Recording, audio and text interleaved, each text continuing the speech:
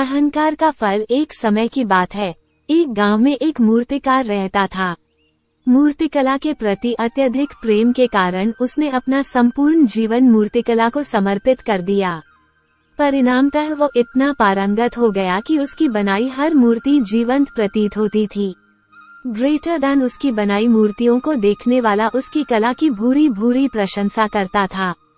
उसके गांव में ही नहीं, बल्कि उसकी कला के चर्चे दूर दूर के नगर और गांव में होने लगे थे। ऐसी स्थिति में जैसा सामान्यतः होता है, वैसे ही मूर्तिकार के साथ भी हुआ।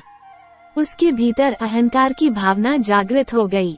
वो स्वयं को सर्वश्रेष्ठ मूर्तिकार मानने लगा।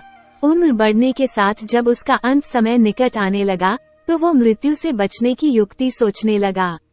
वो किसी भी तरह स्वयं को यमदूत की दृष्टि से बचाना चाहता था, ताकि वो उसके प्राण न हर सके। अंततः उससे एक युक्ति सूझ ही गई।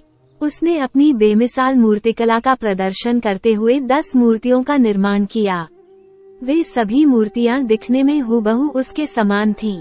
निर्मित होने के पश्चात सभी मूर्तियां इतनी जीवंत प्रतीत होने लगी कि मूर्तियों और मूर्तिकार में कोई अंतर ही न रहा। मूर्तिकार उन मूर्तियों के मध्य जाकर बैठ गया। युक्तिनुसार यमदूत का उसे इन मूर्तियों के मध्य पहचान पाना असंभव था। उसकी युक्ति कारगर भी सिद्ध हुई। जब यमदूत उसके प्राण हरने आया, तो 11 एक सरीकी मूर्तियों को देख चकित रह गया। वो उन मूर्तियों में अंतर कर पाने में असमर्थ था, किंतु उसे ज्ञात था कि इन्हीं मूर्तियों के मध्य मूर्तिकार छुपा बैठा है। मूर्तिकार के प्राण हरने के लिए उसकी पहचान आवश्यक थी।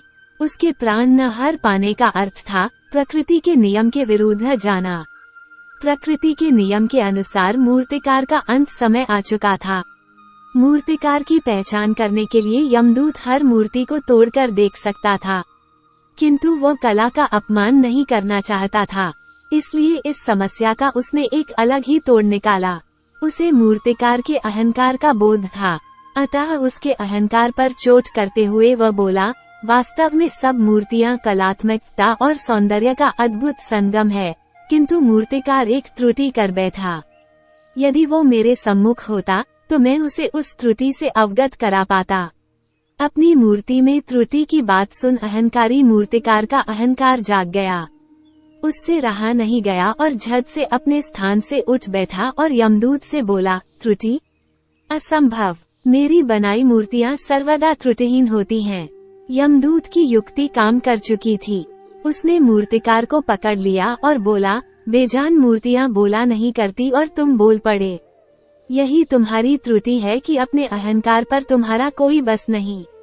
यमदूत मूर्तिकार के प्राण कर यमलोक वापस चला गया। सीख: अहंकार विनाश का कारण है, इसलिए अहंकार को कभी भी खुद पर हावी नहीं होने देना चाहिए। नमस्ते दोस्तों, सब्सक्राइब करना बिल्कुल भी ना भूले हमारे YouTube चैनल कहानी बिंदु के साथ।